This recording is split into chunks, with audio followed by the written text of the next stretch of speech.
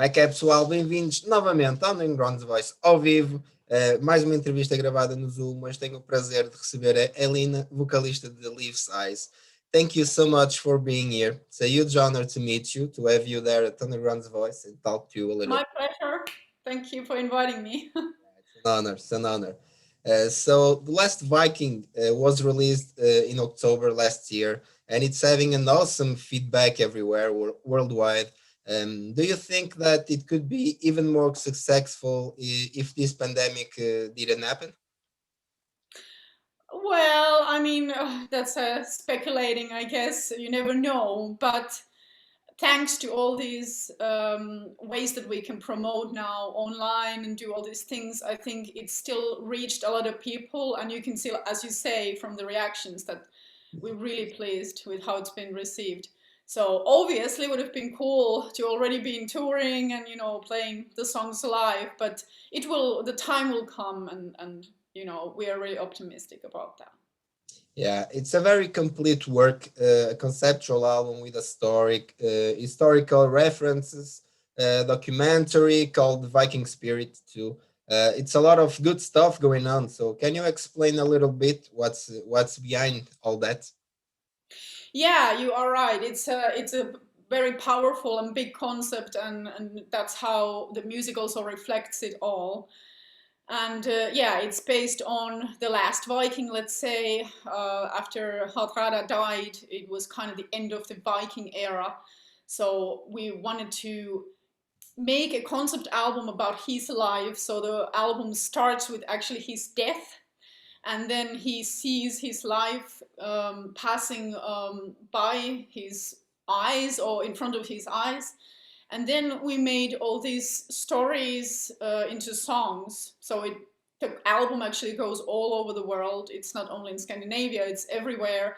And you can see or hear all those influences in different songs. So it was actually really, really exciting and nice a concept album to make because it was so varied and we could really experiment with a lot of things.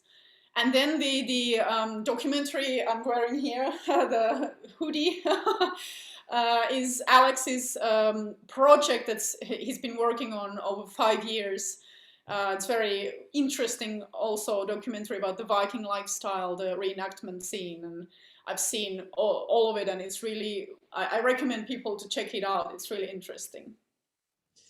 You actually had plans to make something like that, or all this concept and documentary came up while you were composing? The concept was clear. I mean, it was actually already in the end of the last album, Son of the Dragonhead. We were sitting in the studio, I remember, and Alex was sitting next to me, and he said, "Oh, he already knows what the next album will be." And then he explained it, and the last song from that album, Waves of Euphoria, is already hinting on what's coming. So yeah, it was clear what was going to be done. And the documentary, I believe he was just, like I said, he worked on it for a long, long time. So then it was finally coming to the point that he was able to make it happen and make it into a kind of, a proper DVD, which is a lot of work, I can tell you. I can believe that. And I would say that's not an album you can understand on the first listen. It's like a grower, and you always discover new details when you listen the album again and again. Do you agree? Yeah, yeah, definitely. And as there's also instrumental versions only available, which is I always find it really cool because especially in a music like this, there's so many little things going on in there, and sometimes when you have only the instrumental, then you keep hearing so many more details coming out there. Well, all the bands have their masterpiece, the album that marks their career or the best definition of what they really are. So, do you think that Last Viking have this potential? I mean, you will we look at this album in 10 years or something and think the band was able to grow even more after this release? Well, I mean, it's been said a few times. I've heard that people have been calling it like a milestone of the band, which is of course very nice. compliment. And obviously, yeah, we can probably all agree with that. I mean, a lot of work went into it, and it's always the desire of I think every musician, every band to grow and just do more and try new things. So I hope that there would be more and more and more coming. So I don't want to think that this is the end of something. It's something, and then there's going to be something else. But yeah, I agree with you that it's definitely a big achievement for us. And the title track is awesome too. It's probably one of the best songs you ever made, right? Ah, cool. Well, that's nice to hear. No doubt. And of course, all the vocalists always want to have the best performance possible on the albums and live. But you having a classical formation and being a vocal coach too, are you even more demanding with yourself working with the band? Um, well, it's what can I say about myself? But yeah, I am. I think sometimes too demanding of my too perfectionist in terms of things that I would like to things to be in a certain way and sound in a certain way, and sometimes you have to come to a conclusion that you do something and then you have to leave it also. That you have to be happy with what you did, and then not listen to like some tiny little things and, and like but I could have done that better. And but I think it's part of being an artist also, that it's always going to be there, that you want to do it better, and you want to grow. And but I also have this desire to push myself as a singer, and try and find new ways of using my voice, and always trying to develop my vocals. So for sure, it's always there. Yeah. You guys announced the European tour dates for October and November. So do you think that will finally happen? Hard to Oh, I really hope so. But what can we do other than cross the fingers? So yeah, I mean, it would be great to finally go out and play again. Portugal is not included. Hope you can have any show somewhere. I don't know if you have. Yeah, yeah. Yeah, it would be great to come back in that area of Europe as well. I'm sure it will happen. Yeah, looking forward for that. So, how frustrating is to release such a great album like this one and not being able to play live for the fans? Yeah, it's not feels like it's not fair. But we are still really happy that we were able to create this album, make this album, all the recordings and everything that goes with it, also filming the videos, 3 videos, and keeping the schedule almost exactly how it was planned, and getting it out there, for people to hear. So I can't complain. It was still a great thing to do. Yeah. And Mickey is on the band since 2019, and you guys already released an EP and an album since then. So, how's being work with them, and which contributes he gave to these songs? What did he brought new to the band? Mickey. Yeah, yeah, Yeah, well, I mean, he's been actually playing with the band for quite a long time already. He was playing bass with us for many actually tours as well, and it was kind of very natural transition how he just then came a permanent member.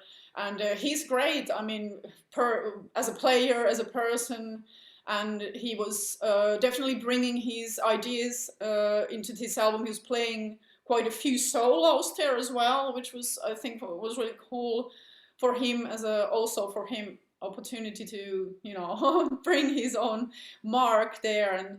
And yeah, I look forward to what's coming up now. I know the guys are now working on the Atrocity stuff together, so he's also involved there.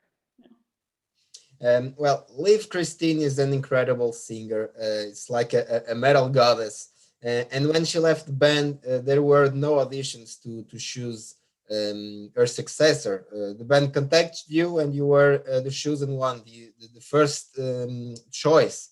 Did that give you some extra pressure to not disappoint the band, the fans, and yourselves too?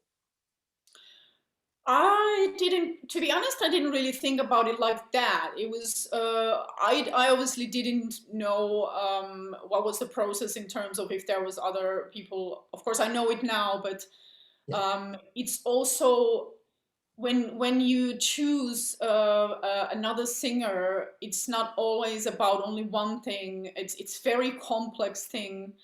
Being in a band, it's not only singing, only playing. It's a lot of other things as well. And our chemistry as a band, as people, it needs to also work. And I think that was from the start. It was really easy for us, like all the recording processes, all the touring.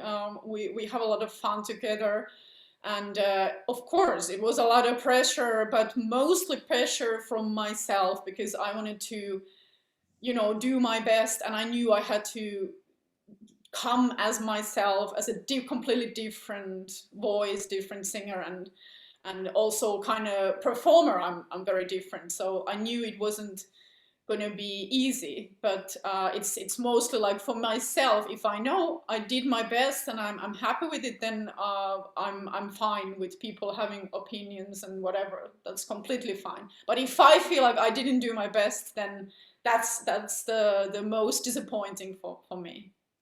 Yeah, she can be a metal goddess, but you're all also a metal goddess. So, Thank you. so do the diehard fans of her still look at you with some distrust, or it's not a thing anymore, or perhaps it never was?